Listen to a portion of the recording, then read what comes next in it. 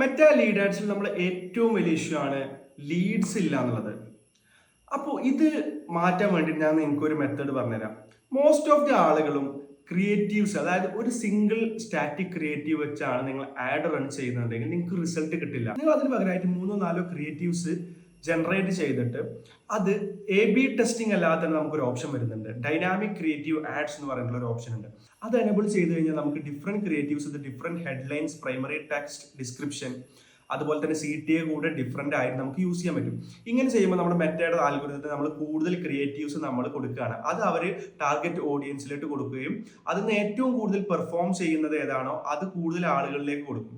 അപ്പോൾ നമുക്കതിൽ കാണാൻ പറ്റും ഏറ്റവും കൂടുതൽ ലീഡ്സ് വരുന്നത് ഏത് ക്രിയേറ്റീവിനാണെന്നുള്ളത്. ഈ സ്ക്രീൻഷോട്ടിൽ കാണുന്നത് ഞാൻ റീസെന്റ് ആയിട്ട് റൺ ചെയ്ത ഒരു ക്യാമ്പയിൻ ആണ്. അതിൽ ഞാൻ ഏകദേശം ഒരു 3 അതുപോലെ തന്നെ 4 ക്രിയേറ്റീവ്സ് യൂസ് ചെയ്തിരുന്നു. പക്ഷെ അതിൽ ഒരു ക്രിയേറ്റീവ്സ് നിങ്ങൾക്ക് ശ്രദ്ധിച്ചാൽ കാണാൻ പറ്റും ഏകദേശം കൂടുതൽ ലീഡ്സ് വന്നിട്ടുണ്ട് ബാക്കിയുള്ള ക്രിയേറ്റീവ്സിനെ അപേക്ഷിച്ചിട്ട്.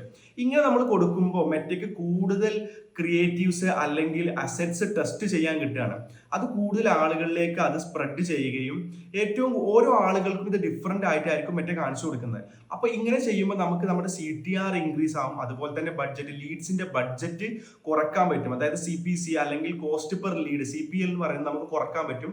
അതുവഴി നമ്മുടെ ROI ഇൻക്രീസ് ചെയ്യാൻ പറ്റും. നിങ്ങൾ സ്റ്റാറ്റിക് ക്രിയേറ്റീവ്സ് വെച്ചാണ് റൺ ചെയ്യുന്നുണ്ടെങ്കിൽ ഈ ഒരു ഡൈനാമിക് ക്രിയേറ്റീവ് എന്ന് പറയുന്ന ഓപ്ഷൻ ഒന്ന് ടെസ്റ്റ് ചെയ്തിട്ട് റിസൾട്ട് എന്താണെന്ന് കമന്റ് ചെയ്യൂ. ആൻഡ് കൂടുതൽ ടിപ്സിനായിട്ട് ഫോളോ ചെയ്യാം. താങ്ക്